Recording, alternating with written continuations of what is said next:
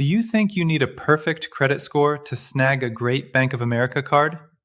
What if I told you that your checking account with them could be more important than 50 points on your credit score? We're about to spill the tea on the real approval numbers and the one thing that can make or break your chances. So, for most of Bank of America's popular cards, you'll generally want a credit score of at least 670. If you're eyeing their top-tier premium rewards cards, a score of 740 or higher is really going to help your odds. But here's the inside scoop. Your relationship with the bank is a huge factor. Having a checking or investment account with them can seriously boost your approval chances, even if your score isn't quite at that top level. Before applying, check your actual credit score and full credit report for hidden errors that could damage your credit. You can use all of this for almost free for 7 days.